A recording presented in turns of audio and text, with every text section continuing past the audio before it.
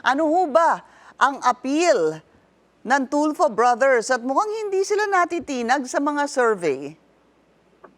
Yes, I think it's been I think they've developed a brand over the last decade or so, and that brand being accepted as a viable political brand started with their senator brother Rafi Tulfo, and they've been in public service.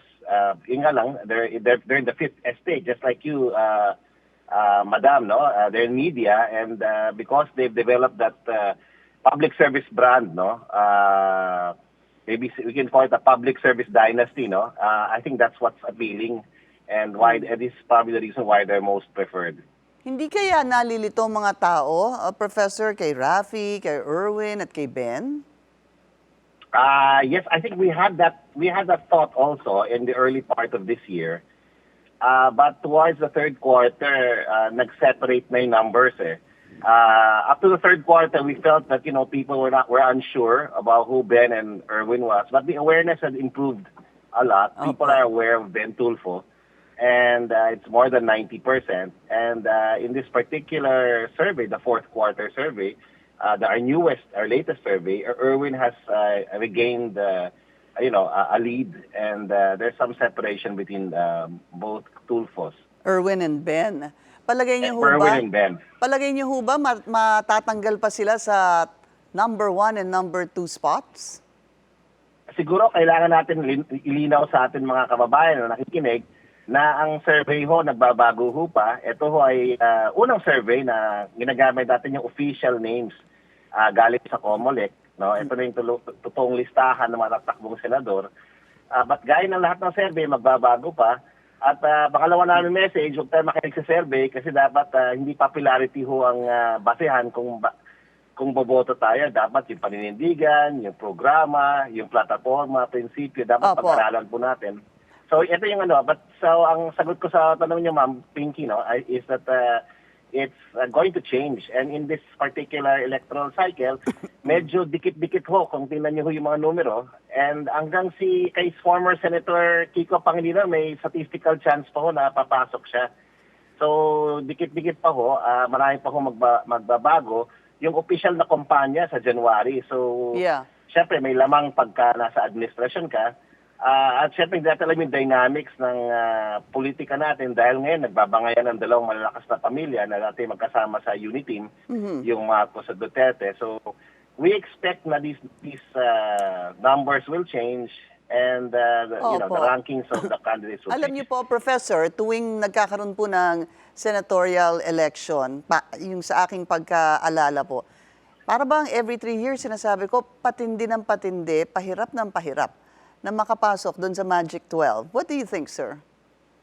I think so. Tama yung insight nyo. Kasi right now, sa tingin namin, sa fill-up rate namin, parang 10 na napupuno ng mga kababayan natin. 2 na lang parang pinaglalaban, no? Ganun pa man, marami tayong re-electionist ngayon at mga bumabalik na senador na magagaling rin at may mga brand na, kilalang mga pangalan, kilalang mga pamilya. So, it's very competitive po. At saka meron po tayong mga pumapasok na celebrities, no? Right now, sa top 12, andyan si Mr. Willie Revillame.